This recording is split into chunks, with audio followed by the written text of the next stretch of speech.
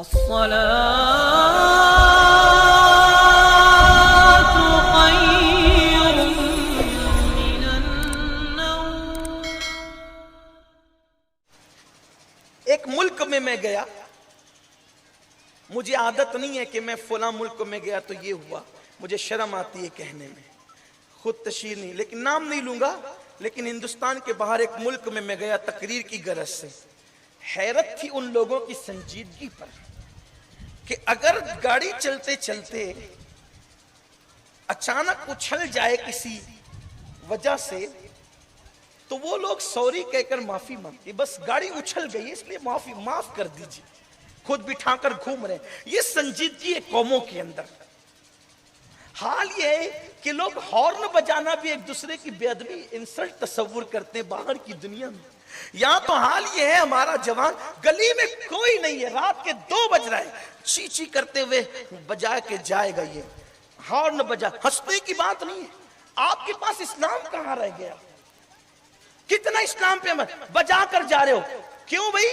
رات کے 2 بجے لوگوں کو سونے کا آپ کو خیال نہیں ہے؟ ہمارے اور آپ کے نبی نے تو ہمیں پابند کیا کہ مریضوں کے خیال سے، سونے والوں کے خیال سے بلند آواز سے قرآن کی تلاوت مت کیا کرو۔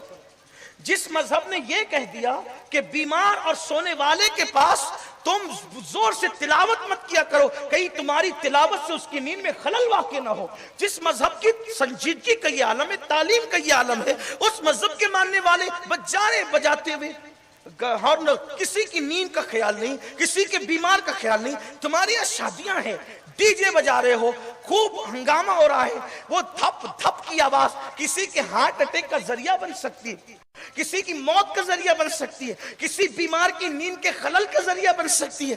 اسلام نے کہا کسی سونے والے کے پاس جاؤ تو اس کو اتنی آواز سے سلام مت کرو کہ اس کی نیند میں خلل واقع ہو، بلکہ معتدل آواز میں سلام کرو کہ اگر وہ جاگ رہا ہے تو سن لے اور سو رہا ہے تو اس کی نیند میں خلل واقع نہ ہو۔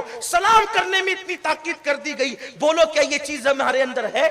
اگر نہیں ہے تو اس کا مطلب ہم نے اسلام کو کتنا پڑھا، ہم نے اسلام کو کتنا سمجھا، ہم نے اسلام پہ کتنا عمل کیا۔ ہم برائیوں ہی میں رہیں گے، ہمیں اللہ کو منہ نہیں دکھانا ہے، قدرت کی عدالت میں ہمیں کھڑے نہیں ہونا ہے۔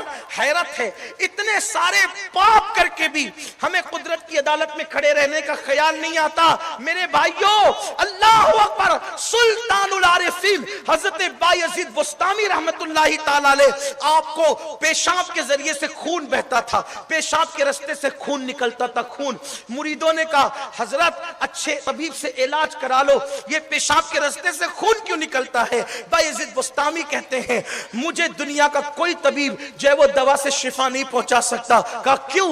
حضرت بایزید بسطامی کہتے ہیں مجھے یہ پیشاب کے رستے سے خون نہیں نکلتا، بچپن میں مجھ سے گناہ ہو گیا تھا، بچپن میں مجھ سے گناہ ہو گیا تھا، جب یاد آتا ہے کہ قیامت میں اللہ پوچھے گا تو جواب کیا دوں گا، بس اسی خوف کی وجہ سے میرا جگر پگھل پگھل کر پیشاب کے رستے سے بہتا ہے۔